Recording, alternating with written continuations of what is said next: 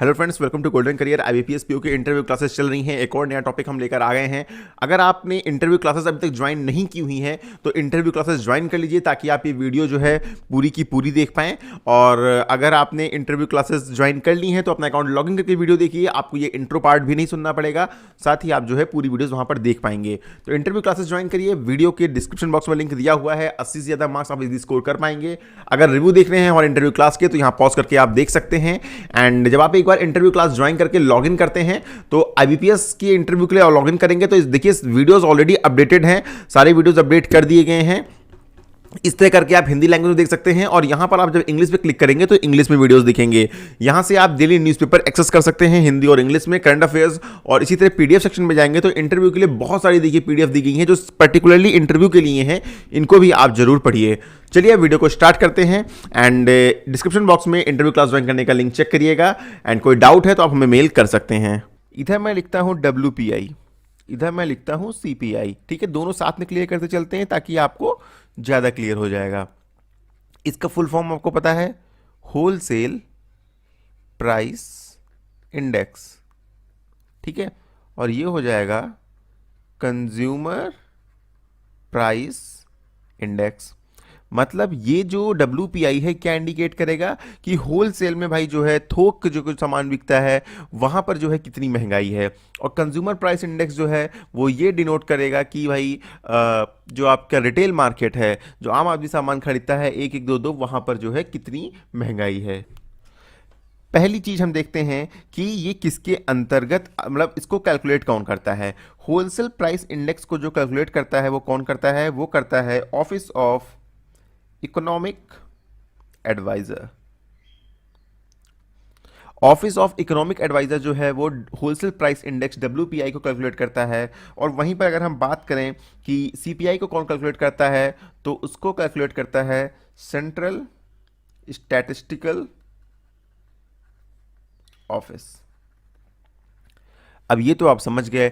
अब बात ये आती है कि ये दोनों ऑफिस किस मिनिस्ट्री के अंतर्गत आते हैं। तो देखिए यहाँ पर ये आता है MOCI के अंतर्गत, और जो सेंट्रल स्टैटिस्टिकल ऑफिस है ये आता है मिनिस्ट्री ऑफ, यहाँ मैं पूरा बता देता हूँ, मिनिस्ट्री ऑफ स्टैट्स लिख दे रहा हूँ मैं सिर्फ। ठीक है, इसका मतलब है ministry of statistical and programme implementation.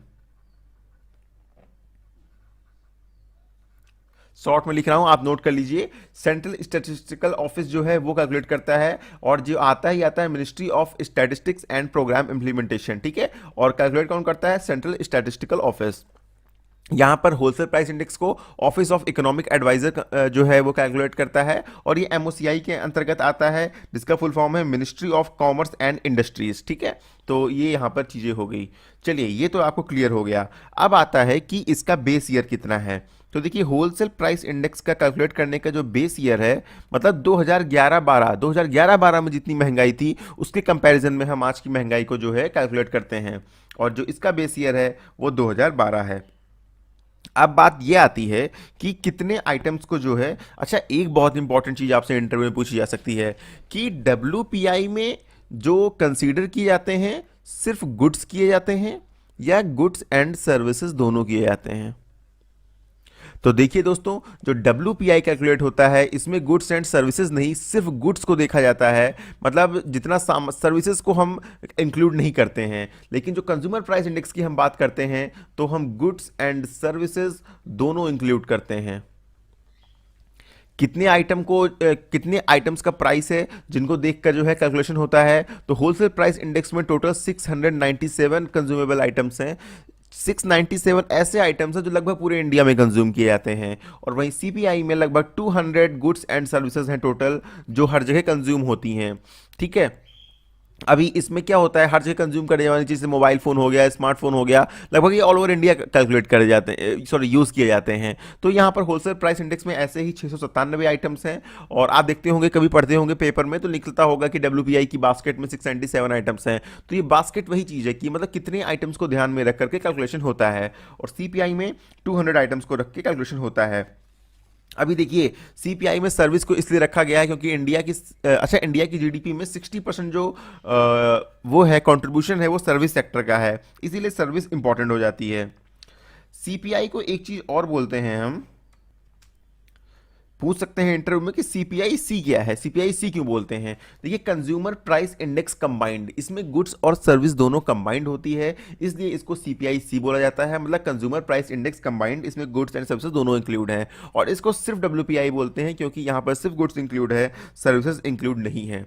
अब होता क्या है, अगर सरकार को डब्ल्यूपीआई अर्ली इंडिकेशन कैसे मिलते हैं, डब्ल्यूपीआई बढ़ते हुए दिख रहा है, होलसेल प्राइस इंडेक्स अगर बढ़ता हुआ दिख रहा है, तो सरकार ये समझ जाती है, ठीक है, कि यहाँ पर अब जो है रिटेल मार्केट में महंगाई बढ़ने वाली है। यानी विद इन ए मंथ और टू, 1 से 2 महीने के अंदर जो है वहाँ पर कंज्यूमर प्राइस इंडेक्स है वो बढ़ेगा, मतलब रिटेल में भी महंगाई बढ़ जाएगी।